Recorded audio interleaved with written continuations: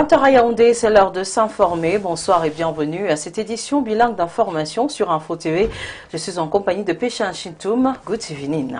Bonsoir Karine, good evening televiewers and welcome to the 8 p.m. bilingual newscast on Info TV. Today we bring you what makes news in Cameroon, Africa and the world at large. But first we take you to the headlines. As Cameroon joins the globe to commemorate World Cleanup Day, it has been observed that many neighborhoods in the country lack proper waste management, leading to accumulation of trash and environmental pollution. With this challenging situation, some citizens are putting in strategies to ensure proper environmental cleanliness, as you will be getting in the course of this newscast. Et comment développer le secteur de la médecine traditionnelle? Les acteurs étaient en concertation à Yaoundé pour répondre à cette problématique dans le cadre de la deuxième Assemblée générale ordinaire de la Fédération des associations et praticiens. Les travaux étaient présidés par Clément-Yves Olembe, président exécutif de cette association. Voilà pour les titres. Those were our headlines. Now we are getting to the news in details. As Cameroon joins the globe to commemorate World Cleanup Day, it has been observed that many neighborhoods in the country are suffering from pollutions due to lack of waste management. With this challenging situation, some citizens have set up organizations and set up strategies to ensure that the country stays clean. Details with Mimi Tiobo. September 20, 2025 marks World Cleanup Day, a global event aimed at promoting environmental cleanliness and sustainability. The theme for World Cleanup Day 2025 is tackling textile and fashion waste through circular fashion. The initiative is to focus on the urgent issue of waste generated by the fast fashion industry and encourage responsible consumption and the adoption of circular fashion system. Many neighborhoods in Cameroon lack proper waste management, leading to the accumulation of trash and environmental pollution. Bon, enfin, c'est l'incivisme. C'est l'incivisme. Et ce qui n'est pas normal. In fact, it is uncivilized, which is not normal. We don't need to give all the work to the government. I think we need to be civilized. As it concerns the urban community and the city council, I frankly think that they should all take their responsibilities. Meanwhile, some Cameroonians has made significant progress in promoting environmental cleanliness.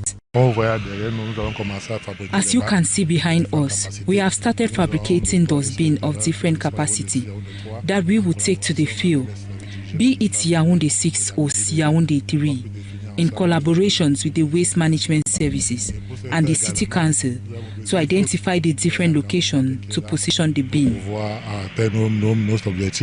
Despite these challenges, World Cleanup Day presents an opportunity for Cameroonians to come together and make a positive impact on their environment by promoting environmental cleanliness and sustainability.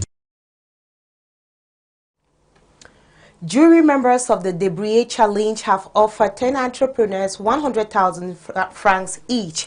The grants are expected to make good use, or the candidates are expected to make good use of these grants while improving their enterprises and their lives as a whole. Phillips Enchi has more on this. A ceremonial hall full of entrepreneurs in Yaoundé as project owners and aspiring entrepreneurs gather for the second edition of the Debria Challenge on September 19, 2025. A project aims to support startup businesses and projects with a sum of 100,000 francs CFA each, thanks to the initiative of the promoter Mbakuketu, popularly known as Cliff. After Douala, the Debria Challenge proceed in Yaoundé with 10 entrepreneurs out of the 30 candidates benefiting from the challenge. The objective is to improve their businesses while acquiring necessary equipment to increase production and improve services rendered to the public. Satisfaction remains the key word. I feel so blessed to have been part of this, and winning this has made me believe more in myself, like I can achieve anything. Like, I'm so grateful for this challenge. I'm going to invest now in my business. Maybe in the long term now, I might be able to also provide employment for other people that are also seeking for jobs, also want to be entrepreneurs. I'm so grateful. Thanks so much for the Debria challenge. I feel so amazing and shocked at the same time. I may not be among the winners, but this experience has made me to gain 2 sponsors, and it's really going to push my project, which is affordable web design and branding workshops for individuals, for empowerment, for those who lack digital skills, because that's a gap we all face in the society. So this project will help people learn the digital skills, and they'll be able to also market and promote their own products. The objective of this challenge is clear. Debria Challenge is a project that has been put in place by me and my team. It's just to help youth entrepreneurship, helps youth to do something of their lives, help them to do something that can create them revenues for them to be autonomous in the society. The promoter is convinced about the future of this initiative. This is our 2nd edition. We intend to do more. So we don't know, maybe next year will be Ebolova, next year will be maybe, I don't know, Beitois, or even the far north, who knows. So depending on our means. The winners of this year's edition are expected to make good use of the opportunity presented to them in order to overcome unemployment while improving the country's gross domestic product, which is in line with President Paul Biya's 2020-2030 National Development Strategy. Away from that, Dr. Manauda Malachi has launched a book in Yaoundé titled President Paul Biya in Comics, Journey of a Visionary Statesman. The 129 book compels the political life of President Paul Biya, his challenges and his visions for Cameroon, as he tells us. Agnes Ayoko.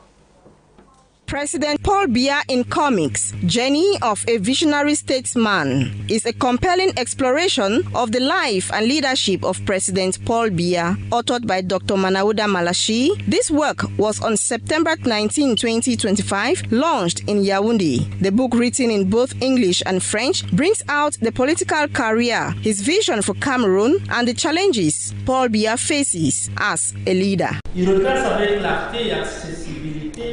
It traces with clarity and accessibility the great stages of the road of a man of the state whose vision has marked and continues to mark the contemporary history of our country. Far from being a simple narrative, it is a living narrative that puts into dialogue the states, the events, and the political choices that shaped modern Cameroon. The book, available in 2 formats, a beautifully crafted boxed set priced at 100,000 francs, offers readers an enriched experience, and a summarized version at 25,000 francs, making it accessible to a broader audience. Giving a scientific analysis of the book, Valentine Simeon Zinga says, Dr. Manauda Malachi, through extensive research and personal insights, presents a significant portrait of Paul Biya, contextualizing his policies and decisions within the broader socio-political landscape of Cameroon. The narrative highlights Paul Biya's development strategies, his approach to governance, and his vision for a modern Cameroon. The book serves as a means to inform young people.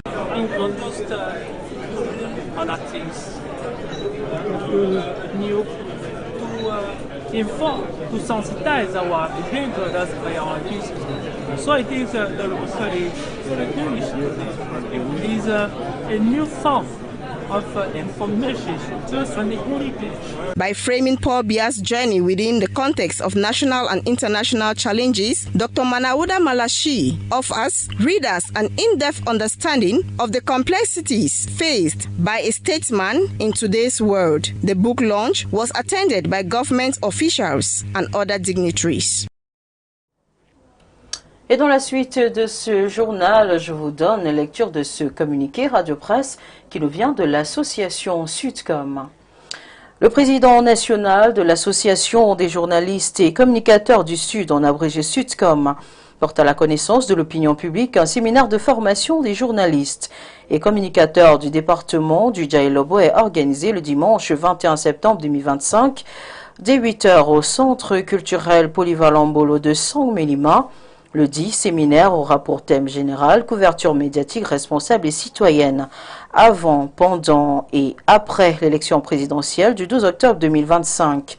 À cet effet, il invite tous les journalistes et communicateurs de l'antenne départementale du Djaïlobo de prendre massivement part aux travaux du dit séminaire, eu égard des multiples enjeux liés à l'élection présidentielle du 12 octobre 2025. C'est fait à Yaoundé le 17 septembre 2025 et signé du président exécutif national de l'association Sudcom, François Bikoro Oba. Et je vous annonçais il y a un court instant que les acteurs du secteur de la médecine traditionnelle étaient en concertation à Yaoundé dans le cadre de leur deuxième assemblée générale ordinaire. Ces travaux ont permis de réfléchir à comment développer ce secteur florissant. Gabriel Ganoma. La médecine traditionnelle occupe une place de choix sur le marché national et international. Grâce aux efforts de la Fédération des associations et praticiens de médecine traditionnelle et alternative, FEDNAB Metrak, qui tient ce 19 septembre à Yaoundé son assemblée générale ordinaire. La rencontre donne l'occasion de passer en revue les initiatives qui peuvent permettre aux acteurs de la santé de se développer. Pour l'assemblée qui vient de s'achever, nous sommes satisfaits, n'est-ce pas, du travail abattu par les différents présidents qui font partie, n'est-ce pas, de cette fédération. Les membres examinent le rapport financier et les activités menées durant un an, ainsi que les réalisations, et ne manquent pas de faire des projections. Ça chemine naturellement sur le plan national, par nos pratiques dans nos centres, mieux permettre, n'est-ce pas, à tous les Camerounais de savoir que, dorénavant, il y a une fédération qui existe au niveau, n'est-ce pas, de la médecine alternative complémentaire. Mettre l'accent sur la formation de nos membres, la maîtrise même, n'est-ce pas, des plantes, et que cette recherche-là, n'est-ce pas, soit plus développée encore. Originaires de différents pays, les membres sont invités à remplir leurs obligations pour bénéficier des avantages. Aussi importe-t-il de souligner que leurs recherches sont essentiellement basées sur la médecine traditionnelle camerounaise et chinoise. Nous avons aujourd'hui, n'est-ce pas, des césariennes qui, n'est-ce pas, perturbent la vie de nos jeunes filles. Nous avons des médicaments à partir des plantes camerounaises qui permettent à la jeune femme, n'est-ce pas, d'avoir, de gérer, n'est-ce pas, sa grossesse, et quand elle va accoucher, qu'elle ait, n'est-ce pas, un accouchement, n'est-ce pas, paisible. L'association sollicite par ailleurs le soutien des pouvoirs publics pour accompagner les chercheurs et promouvoir l'import-export des plantes médicinales pour que ce corps de métier soit une plante de salut pour la santé des Camerounais aussi bien sur le territoire national que dans la diaspora. À l'est du pays, les conseillers municipaux de la commune de Doumé ont plutôt mené le débat d'orientation budgétaire il y a quelques jours. Il était question de poser les bases de l'exécution des futurs projets dans le cadre du développement local de cette commune. On en parle avec vous, Patrick Bamba. La commune de Doumé, département du Oignon, région de l'Est, a tenu son conseil municipal consacré au débat d'orientation budgétaire le 16 septembre 2025. C'est un bon exercice qui permet de nous remettre en cause et de voir comment améliorer pour que les projets de l'année de 2026 ne soient pas étrangers à qui que ce soit. Au cours de ces assises, les conseillers municipaux ont examiné le projet du budget en préparation.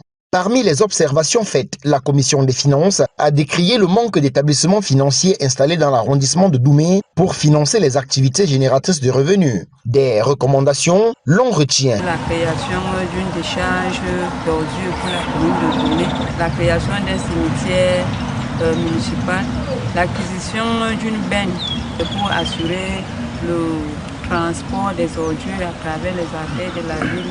Nous avons également demandé à l'exécutif de finaliser les travaux sur le stade municipal. À mi-parcours de l'exécution du budget 2025, les recettes recouvrées s'élèvent à 951 768 718 francs CFA sur plus d'1 milliard budgétisé, soit un taux de réalisation de 94% et les dépenses exécutées à hauteur de 993 364 909 francs CFA. Notre mandat a été un mandat assez fructueux.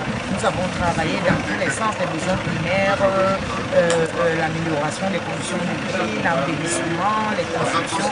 Donc, à mi-parcours, le bilan, pour moi, il est positif. Notons que c'est la première fois que la commune de Doumé tient un conseil municipal consacré au débat d'orientation budgétaire.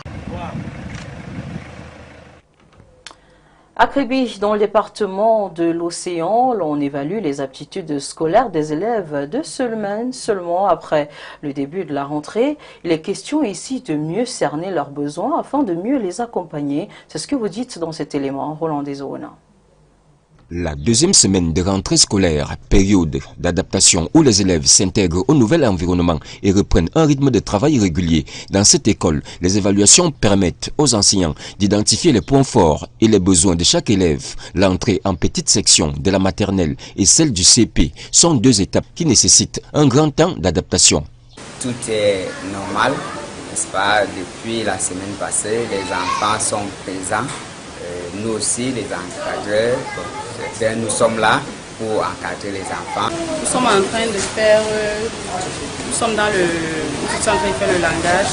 Le langage ce matin, le trait vertical. On a le graphisme, je vais dire, le trait vertical.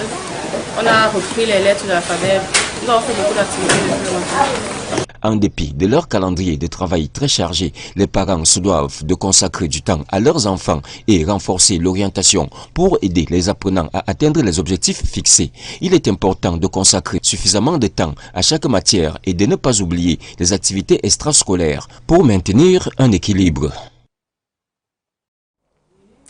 The Steering Committee of the Cameroun Education Reform Project has held its 10th ordinary and 9th extraordinary session. This was chaired by the Minister of Basic Education, Professor Laurent Serge Etundingwa, aimed at assessing midterm results of the implementation of the 2025 Plan of Action. As you tell us, Jessica Ndewo. The Steering Committee of the Cameroun Education Reform Project, CERSP, chaired by Professor Laurent Serge Etundingwa, Minister of Basic Education, in the presence of Dr. Viviane Asherikilo, Secretary of State to the Ministry of Basic Education, and committee members, met to evaluate the implementation of midterm activities. The second session was devoted to the validation and adoption of the action plan and budget for the following year. It is essentially to evaluate the work that has been done in the last 6 months or so. This is a partial evaluation of the plan of action that we drew up before now. And we also want to evaluate the extent to which the applications of the recommendations that were made in the last sessions have been carried out. It is also a time to evaluate how well we have worked and how the World Bank perceives the work that we have done on the field, so as to encourage them to give us some more funding to finish the program that is meant to end on the 31st of December this year. Currently in its second phase, the project targets over 1 million pupils without birth certificates. A framework agreement signed in July 2025 between the Ministry of Justice and CERSP has mobilized 1.2 billion CFA francs to address this challenge. We are gracious to the World Bank through the PAREC project for having given Cameroon the tune of about 9.6 billion to carry out its activities. And one of the crucial activities that we've been carrying out and for which we've received extra funding is the establishment of birth certificates for our children.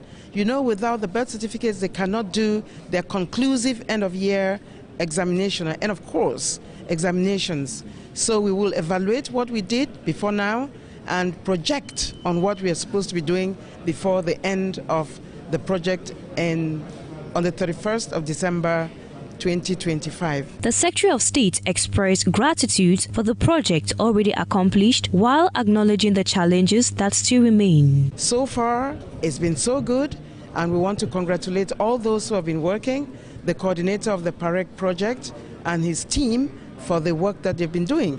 We also want to thank all the partner ministries who have worked together to ensure that we accomplish the successes that we are evaluating today. There are challenges, and we want to also look into how we can surmount the challenges that come up as we discussed throughout the day. The program's first phase saw approximately 9.8 billion CFA francs disbursed for implementation. Remarkable progress continues with over 5,200 schools now enrolled in the performance-based financing scheme for the 2024-2025 school year. All these schools have opened functional accounts with Compost, marking a significant step forward in transparency and efficiency. With billions already invested, thousands of schools enrolled, and fresh resources mobilized to reach over 1 million children without birth certificate. The steering committee says the Cameroon Education Reform Project is steadily shaping the future of education, although challenges remain on the path ahead. Away from that, the Ngaoundéré 3 Council in the Adamawa region has marked its 10th Excellence Ceremony, awarding prizes to outstanding students and some entrepreneurs and local farmers. Details with Mimi Tiobo. The Ngaoundéré 3rd District in the Vina Subdivision, Adamawa region, celebrated its 10th edition of Excellence Ceremony, awarding academic and agricultural prizes and distributing over 500 birth certificates to school children without birth certificate. There is a lot of people accompany them to look into their midlife. Lumikizota, we start to do something to boost your coastal help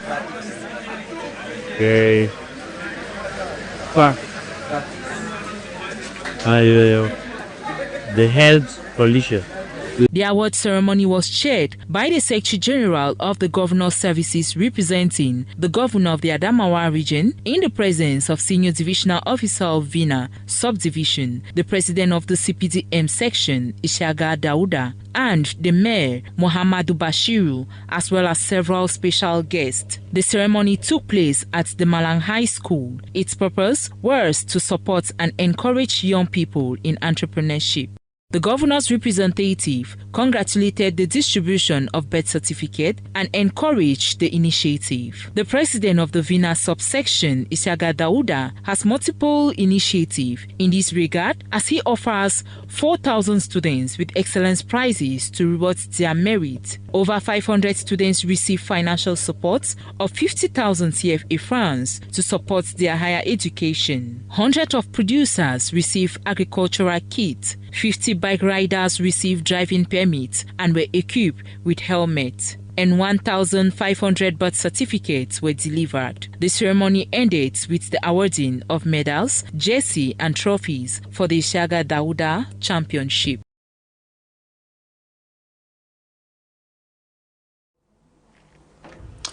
La charité est-elle désintéressée? Je vous pose la question ce soir.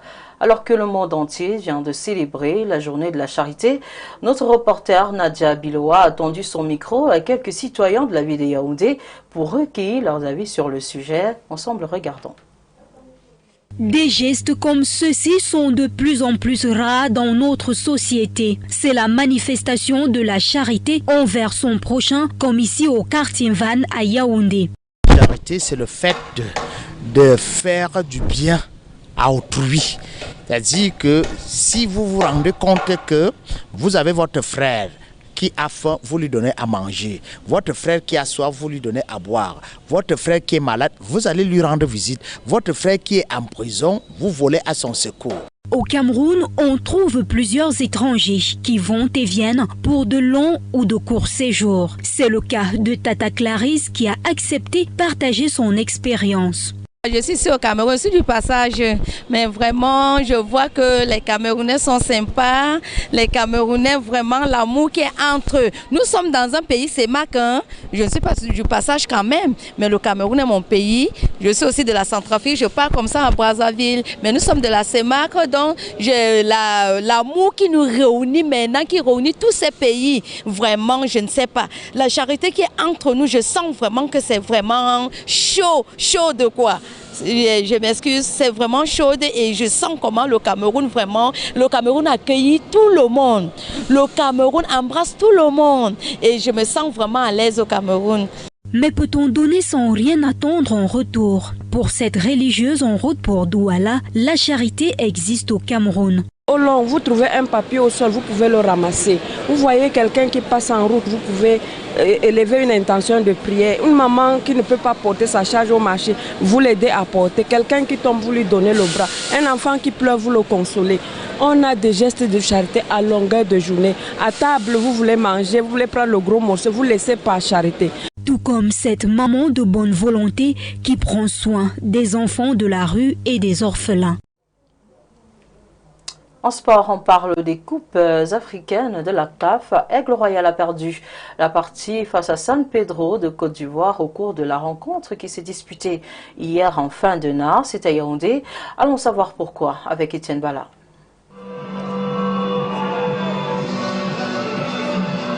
L'Aigle Royal de la Ménois n'a pu voler plus haut vendredi 19 septembre 2025 dans la cuvette de Mfandena dans le cadre du premier tour préliminaire de la Coupe de la CAF. Opposé à San Pedro de Côte d'Ivoire, pour la rencontre allée, le club de la Ménois à l'ouest du Cameroun a manqué de repères, de stratégie et même de style pour dominer le club ivoirien. La première période va se solder par un score vierge de 0 but partout, mais avec une nette domination du club ivoirien dans un stade presque vide, juste avec quelques supporters de l'Aigle qui ont pu faire le déplacement du stade Omnisport Amadou Ahidjo de Yaoundé. À la reprise, la réaction ivoirienne ne se fait pas attendre. Sur une action collective Yao Kofi et Abikassi, l'Aigle et son public seront punis à la 55e minute à travers une réalisation qui va prendre le portier camerounais à contre-pied.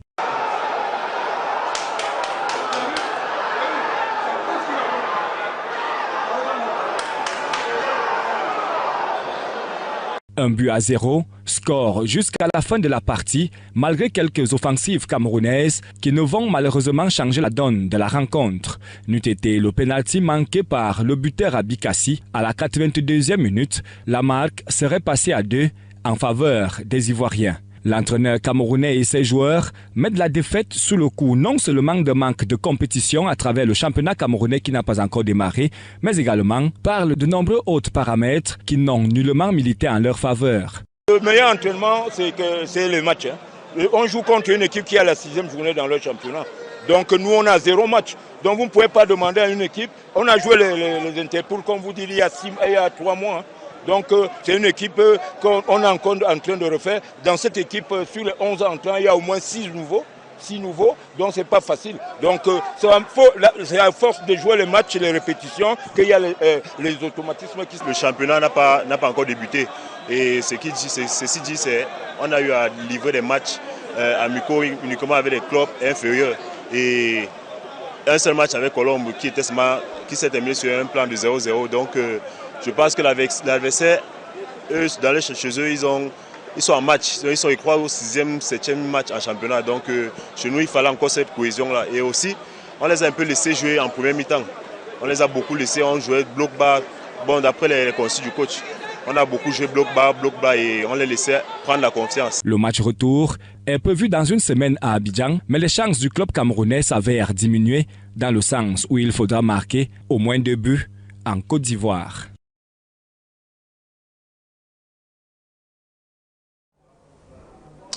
Et hors de nos frontières en Côte d'Ivoire, Laurent Gbagbo, l'ancien président, dénonce une présidentielle illégitime. Par conséquent, refuse toute coalition. Pendant ce temps, en Afrique du Sud, des protestations contre l'accord migratoire entre Washington et les Swatini alimentent les débats. C'est le récit de Madeleine Karinbira. À un mois et quelques jours de l'élection présidentielle, la Côte d'Ivoire se noie dans un climat tendu. Laurent Gbagbo a déclaré le 18 septembre qu'il ne soutiendrait aucun des 5 candidats en lice. Selon l'ancien président ivoirien, inéligible au scrutin du 25 octobre prochain, la compétition électorale est biaisée car les candidatures validées ne reflètent pas le choix des grands partis politiques. Le Conseil constitutionnel a en effet invalidé plusieurs figures majeures de l'opposition dont Laurent Gbagbo lui-même et l'ancien ministre Tidiane Thiam, ouvrant le chemin à un scrutin largement dominé par le président sortant Alassane Dramane Ouattara. Celui-ci, au pouvoir depuis 2011, brigue un 4e mandat. L'Afrique du Sud est au cœur d'un tollé. Des manifestants pro-démocrates des Swatini ont battu le pavé il y a quelques heures devant l'ambassade américaine à Pretoria. Ils s'opposent à l'accueil massif par leur pays des migrants expulsés des États-Unis. Un accord migratoire pécunier entre les deux pays est au centre des débats. Selon des statistiques révélées par l'Afrique du Sud, le Swaziland est le 2e pays d'Afrique en termes de taux de suicide dû aux problèmes socio-économiques criards, une résultante de l'extrême pauvreté. Face à cette situation, la population en colère suffoque. Les militants ont brandi des banderoles en signe de protestation réclamant la fin d'une monarchie absolue. Et c'est la fin du journal bilingue d'information sur Info TV. Merci de nous avoir suivis. Nos programmes se poursuivent normalement. Nous vous donnons rendez-vous demain pour une autre édition du genre. Patience, good night. Bonne nuit, Karine. Televiewers, it is on this note that we wrap up this edition of the 8 p.m. bilingual newscast on Info TV. Stay tuned for other programs. Right away, we are going to be having Mystère de la Voyance. Good night and stay blessed.